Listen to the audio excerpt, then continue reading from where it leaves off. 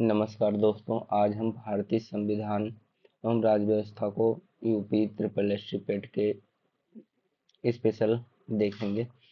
तो आइए शुरू करते हैं अपने क्लास को। भाग एक में हम देखेंगे प्रारूप समिति।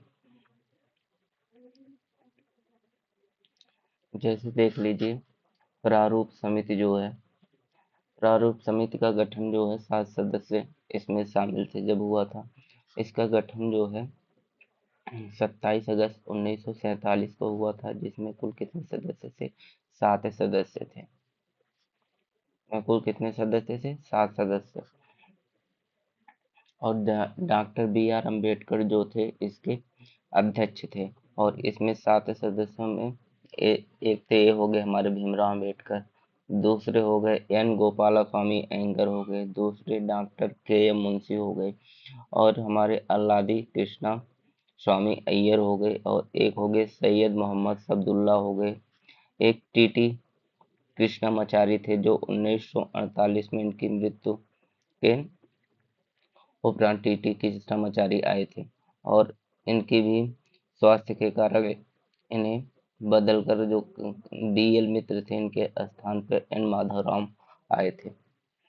आइए आगे चलते हैं। प्रस्तावना देखते हैं।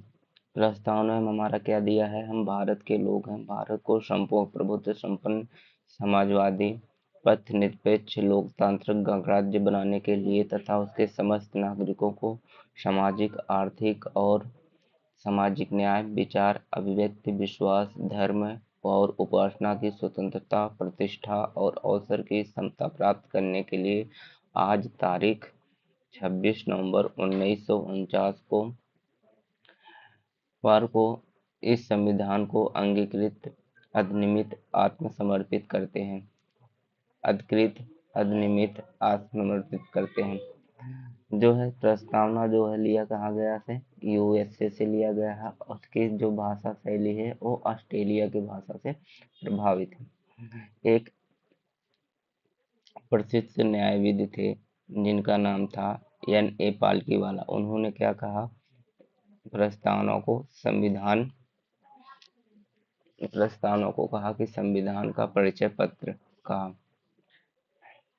और आगे चलते हैं। जैसे संविधान अब प्रस्तावना में कुछ शब्द थे उसका आइए अर्थ समझते हैं। जैसे संपूर्ण प्रभुत्व तो संपन्न, मतलब इसका अर्थ है कि भारत ना तो किसी अन्य देश पर निर्भर है और ना किसी देश का डोमिन है। भारत अपने आंतरिक एवं बाह्य का निर्णय लेने में पूर्ण स्वतंत्र है। ऐसे ही समाजवादी का देखते हैं। भारत में लोकतांत्रिक समाजवाद है जो मिश्रित अर्थव्यवस्था में विश्वास रखता है। सार्वजनिक व निजी क्षेत्र साथ साथ काम करते हैं। यह गांधीवादी या मार्क्सवादी विचारों का मिश्रण है। ऐसे ही पंथ निरपेक्ष का देखते हैं। भारतीय संविधान में पंथ निरपेक्षता की सकारात्मक अवधारणा है। राज्य सभी धर्मों को समान सम्मान और संरक्षण प्रदान करता है। राज्य का अपना कोई धर्म नहीं है। लोकतांत्रिक मत का अर्थ क्या है? शासन की शक्ति जनता में निहित है। भारत में परोक्ष एवं प्रतिनिधि लोकतंत्र है जहां जनता द्वारा चुने गए प्रतिनिधि शासन चलाते हैं, जैसे हमारे प्राइम मिनिस्टर वगैरह हो गए।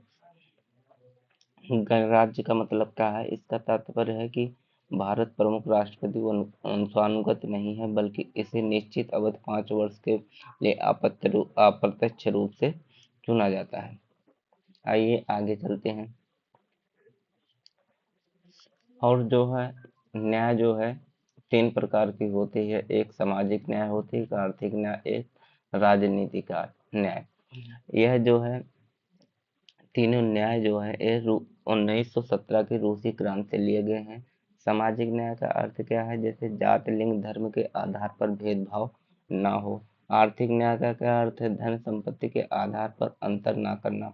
राजनीतिक न्याय का सभी को समान राजनीतिक अधिकार देना। और ऐसे ही स्वतंत्रता समता और बंधुता को हम देखते हैं। स्वतंत्रता का अर्थ है विचार, अभिव्यक्ति, विश्वास, धर्म और उपासना की स्वतंत्रता हो। समता का अर्थ है प्रतिष्ठा और अवसर की समता हो। बंधुत्व की व्यक्ति की गरिमा और राष्ट्र की एकता व अखंडता सुनिश्चित करने वाला भाईचारा होना चाहिए। ये तीनों जो है आदर्श जो है उन 1789 की फ्रांसीसी क्रांति से लिए गए हैं। ऐसे ही आगे चलते हैं।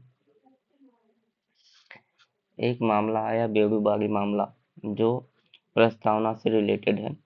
1960 में आया। कितने में आया? 1960 में आया, जिसमें सुप्रीम कोर्ट ने प्रस्तावना को संविधान का अंग भाग नहीं है और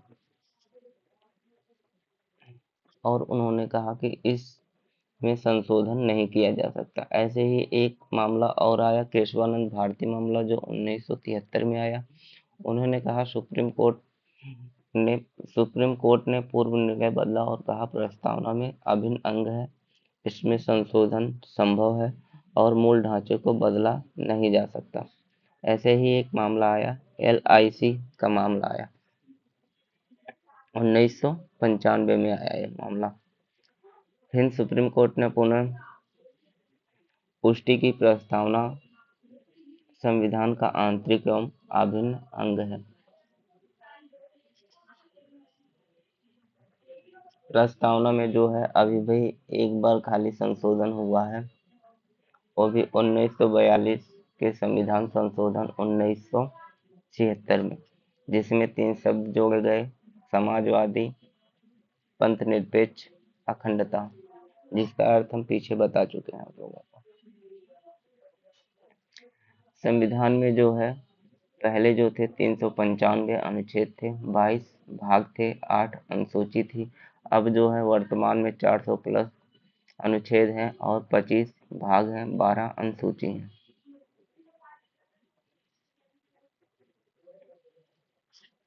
हमारा संविधान कैसा है? एक तो लचीला है और कठोर है। लचीला का मतलब ये है जो साधारण बहुमत से संशोधन संभव हो जिसमें, और कठोर बहुमत का अर्थ क्या है? विशेष बहुमत हो और प्लस 50% राज्यों का अनुमोदन आवश्यक होना चाहिए। और एक संशोधन हुआ 61वां संविधान संशोधन 1988। इसमें क्या हुआ? मतदान की आयु जो है 21 वर्ष से घटाकर 18 वर्ष कर दी गई। और जो हमारी संसदीय प्रणाली है, ये जो ब्रिटेन से ली गई है, ये जो होती है कार्यपालिका विधायिका के प्रति सामूहिक रूप से उत्तरदायी होती है। एकल नागरिकता जो है, ये भी ब्रिटेन की अर्थव्यवस्था से ली गई है। भारत में केवल देश की नागरिकता है, राज्यों की नागरिकता जो है अलग अलग नहीं है। दोस्तों, वीडियो अच्छी लगती है तो चैनल को लाइक करें, सब्सक्राइब करें, अपने दोस्तों के साथ शेयर करें।